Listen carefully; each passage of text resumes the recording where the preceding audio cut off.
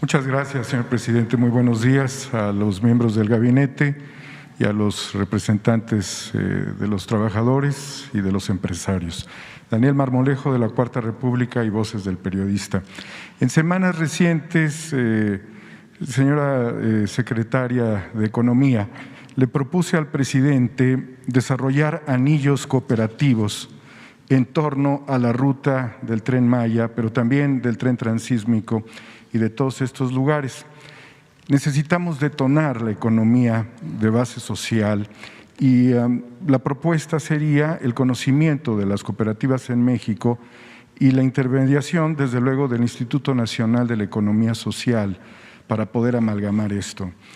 Hay preocupaciones de muchos ciudadanos, no es una información que yo tenga corroborada, pero la quiero exponer, de que en la ruta del tren transísmico los recintos estratégicos estarían siendo ocupados por Amazon, que hay intereses, es una cuestión que no he corroborado. Pero en todo caso, si desarrollamos la economía social, la economía mexicana, podemos reducir la dependencia de la participación de empresas y de recursos necesariamente extranjeros. De alguna forma, la experiencia que hay en México, hay cooperativas muy antiguas, pudiera servir para que esto funcionara.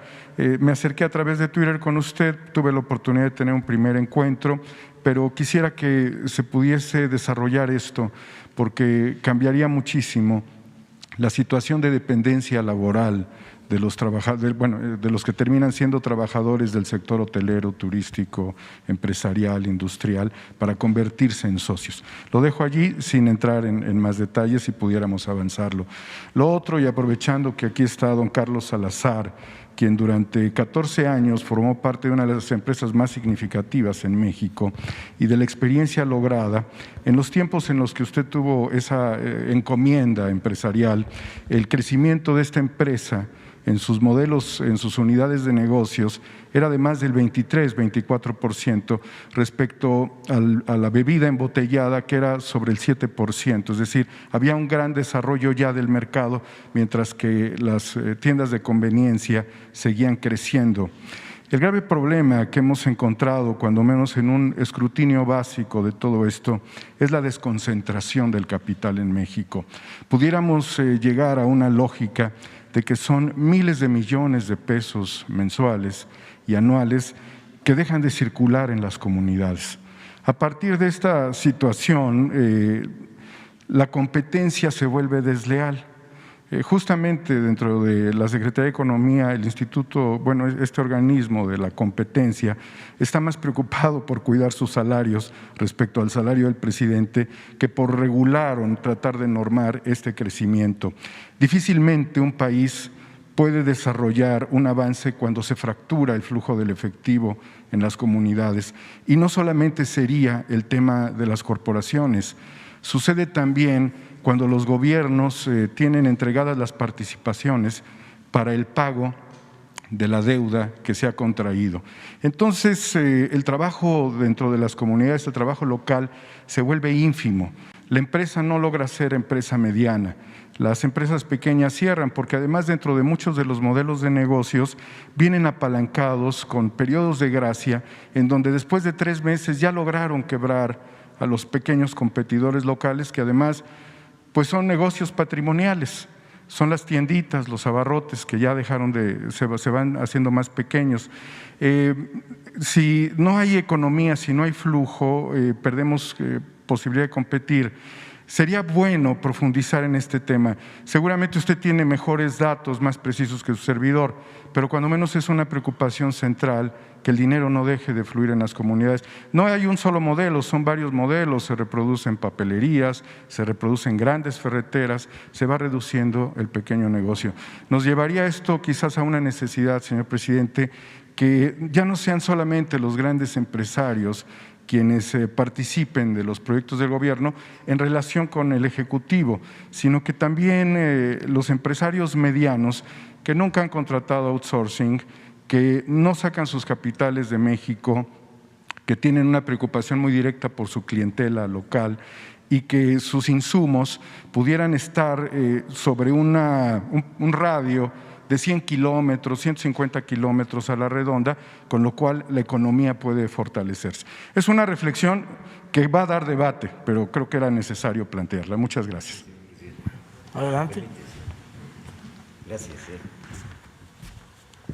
Bueno, me encanta la pregunta aquí de nuestro compañero porque creo que nos permite aclarar muchos temas económicos y sin querer yo aquí ponerme como si fuera maestro de economía, he dado clases muchos años de economía, hay que entender el gran valor que tiene la empresa. ¿Ustedes creen que el empresario cuando obtiene una utilidad parecería ser que todo el mundo piensa que esa utilidad va y la deposita en una caja fuerte o se la lleva a algún lado? Las utilidades se reinvierten y el proceso el círculo virtuoso de una economía es cuando el empresario puede ser productivo, gana sus utilidades, las vuelve a invertir en más negocios y hace que se creen más empleos, que se cree más valor agregado, que se creen más bienes y servicios. El ejemplo que usted me pone, y es un orgullo para mí decirlo, hemos creado una cantidad de empleos impresionantes. Hoy la empresa con la que yo trabajaba es quizás el empleador privado más grande de México y no quita el trabajo a los demás, invita al empresario pequeñito a que se una con mayor productividad, con mayor esfuerzo, con mayor orientación. Nosotros requerimos más y mejores empresas. Cuando usted hablaba de Amazon en el transísmico, qué maravilla, ojalá y ahí esté, porque le va a permitir al pequeño agricultor, al pequeño comerciante, al pequeño emprendedor que tenga una cadena de integración que le permita llevar sus productos con mejores precios, con mejores márgenes y que evidentemente se le paguen mejores utilidades. En el mundo, cuando llegan esas integraciones y permiten que el valor se vaya quedando en cada uno de aquel que aporta, todo mundo vamos ganando. Lo que nosotros requerimos es eso, vamos a promover la empresarialidad. Pero al promoverla, y esto lo hemos intentado ya la Secretaría de Economía y el sector empresarial organizado, las 12 organizaciones, tratando siempre de crear un valor agregado en donde podamos ir integrando cadenas de valor. Hoy por eso México tiene una oportunidad única en el mundo.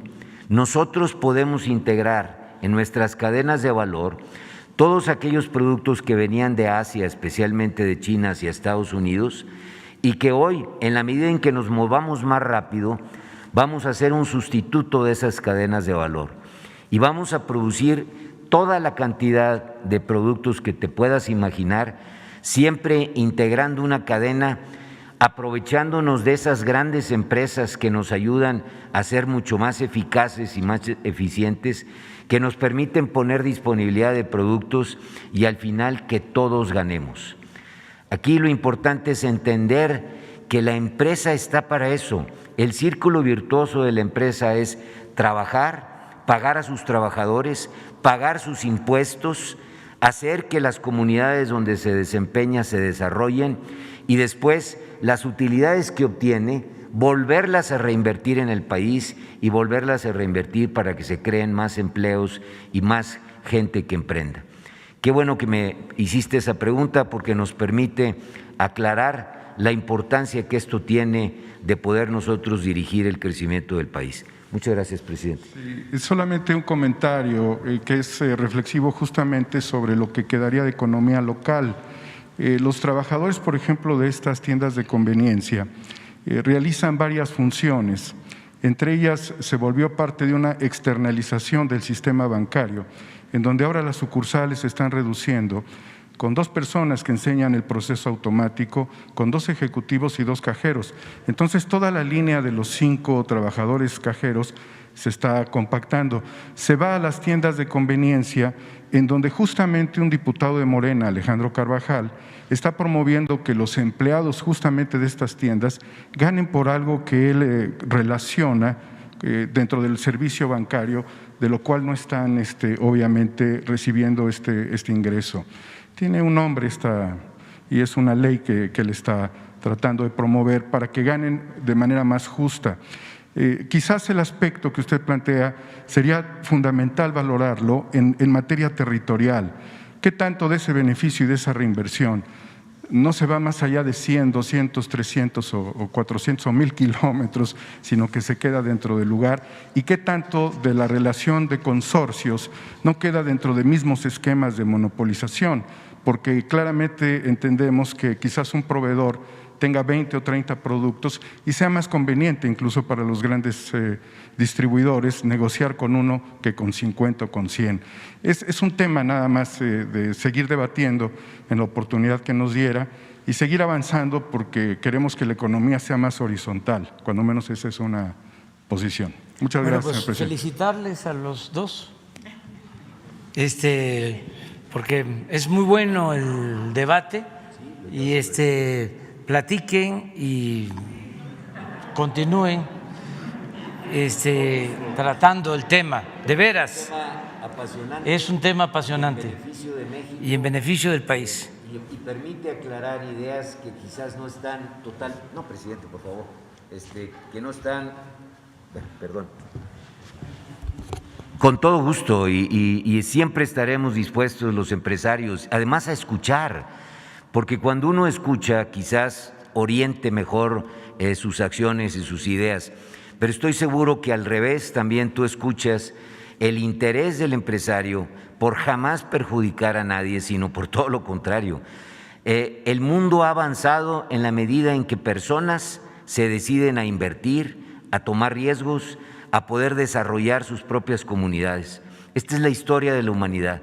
En todo ese emprendimiento que hacen las personas. ¿Cómo hacer que esto sea en beneficio de todos? Siempre será la mejor de las preguntas y la mejor de las respuestas.